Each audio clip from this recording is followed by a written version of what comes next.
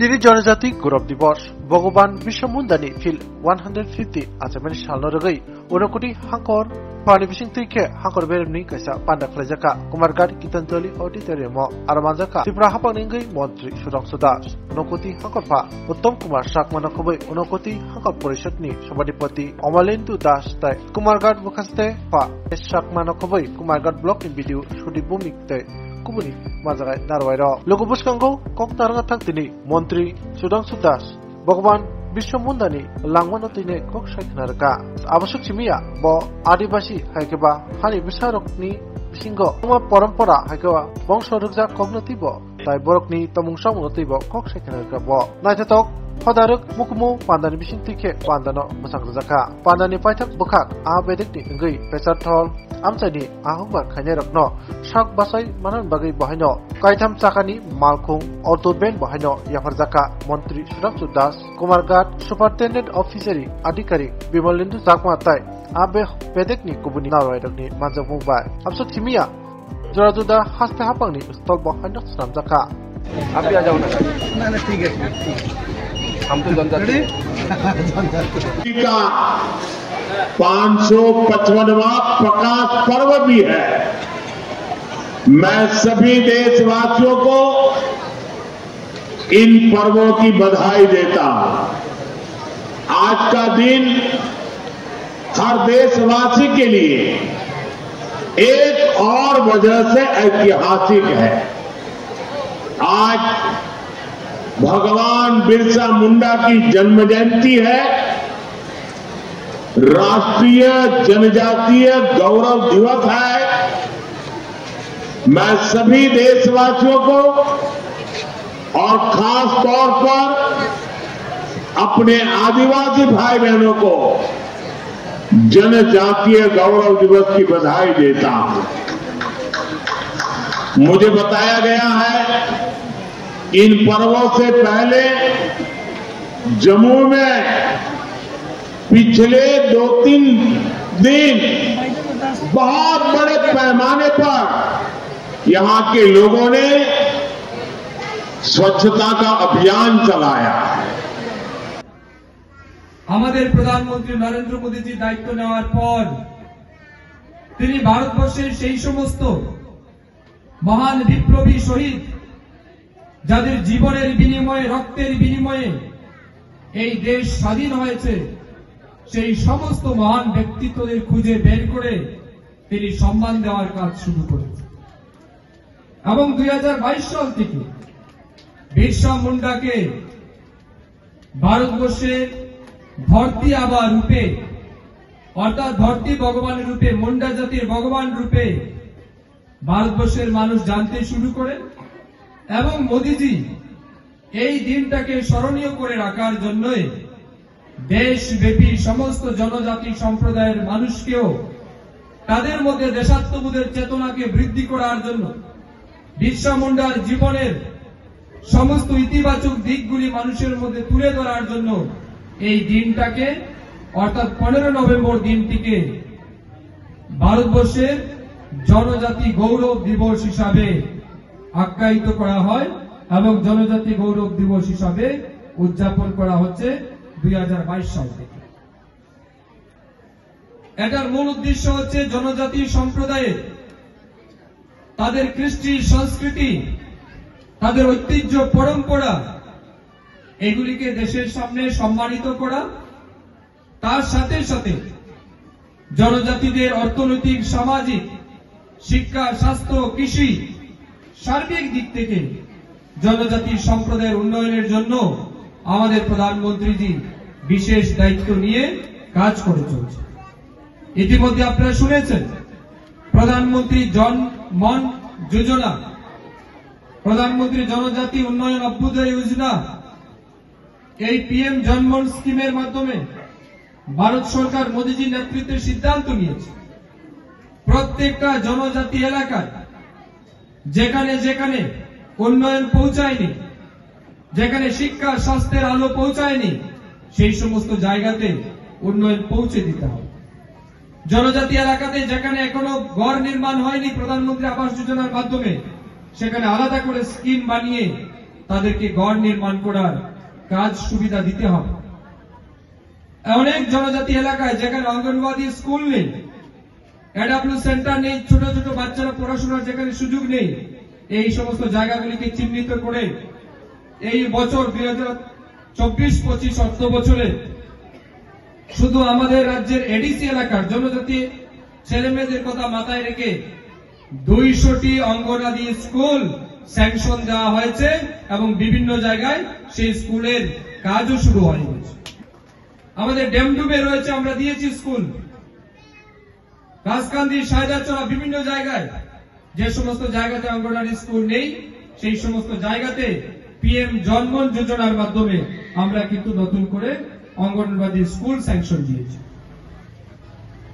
Eklavya residential English medium school আমাদের সরকার আসার পরে জনজাতি ছেলে মেয়েদেরকে শিক্ষায় উন্নত ব্যবস্থা তৈরি করে দেওয়ার জন্য প্রায় 17টা একলব্য ইংলিশ মিডিয়াম স্কুল আমরা স্যাংশন দিয়েছি এবং সেই অনুযায়ী আজ জনজাতি এলাকায় বিভিন্ন ব্লক অর্থাৎ সবগুলি ব্লকে একটা করে residential Eklavya English medium school নির্মাণের কাজ আমাদের সরকার হাতে নিয়েছে।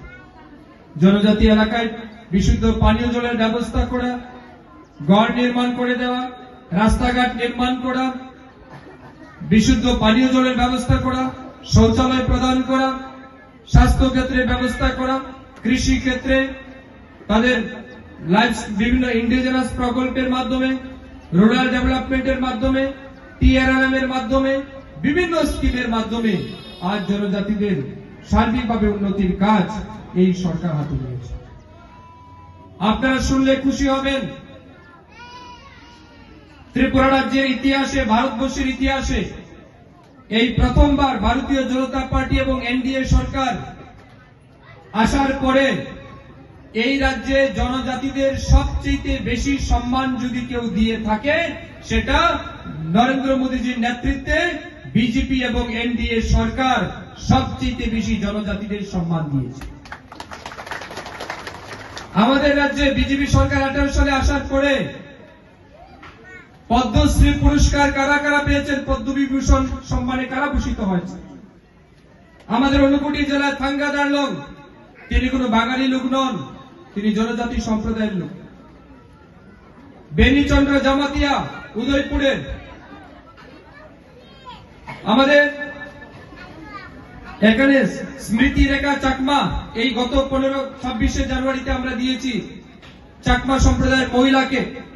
এই বছরের 15 আগস্টে আমাদের ত্রিপুরা রাজ্যের সবচেয়ে যিনি সম্মানের সহিত জনজাতি এলাকায় ধর্মীয় আধ্যাত্মিক প্রচারে যিনি কাজ করছেন নিরলসভাবে এবং বিদেশি আগ্রাসন থেকে জনজাতি সম্প্রদায়কে রক্ষা করার জন্য নিরলসভাবে যিনি পরিশ্রম করে যাচ্ছেন আধ্যাত্মিক জগতে, তিনি হচ্ছেন আমাদের সবার প্রিয় চিত্ত মহারাজজি। আপনার নাম শুনেছেন Chittaranjan Debbarma.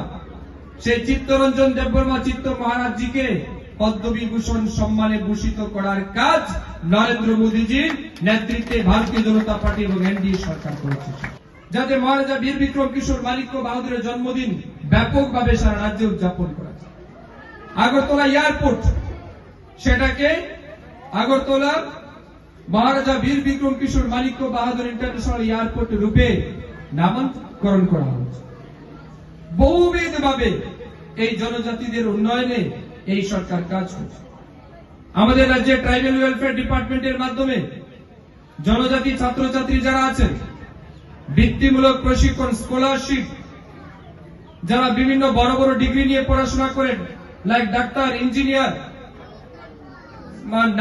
Nursing, B Ed course, paramedical course, agri BSc, fishery BSc, veterinary service, বিভিন্ন বড় বড় ডিগ্রি নিয়ে যারা পড়াশোনা করে তাদের জন্য স্কলারশিপের ব্যবস্থা আমাদের সরকার করে। ঝাড়খণ্ডী সমাজের মধ্যে ধরতি আবা হিসাবে আত্মপ্রকাশ করে।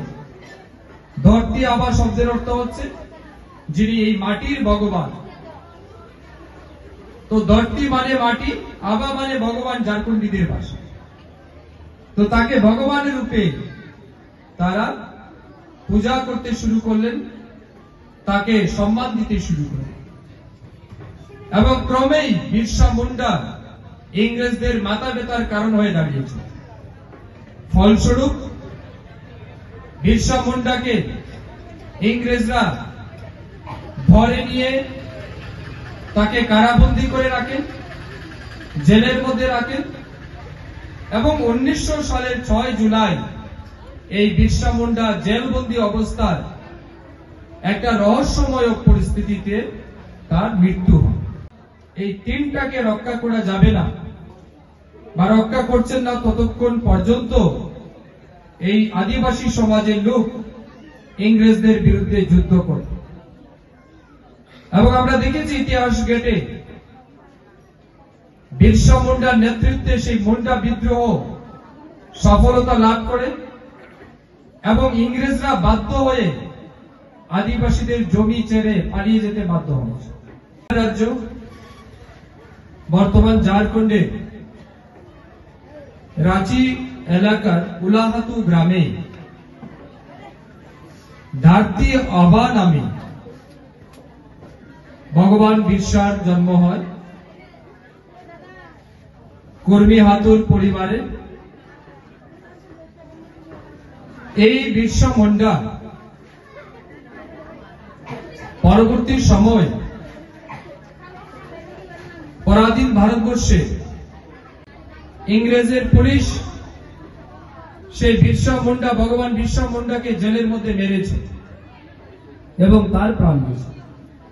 সেই সময় থেকে বিরসা মুন্ডা আদিবাসী সমাজের মধ্যে একজন অন্যতম পরুদা ব্যক্তিত্ব এবং ভগবান হিসাবে তাদের সমাজে স্থান পেয়েছে।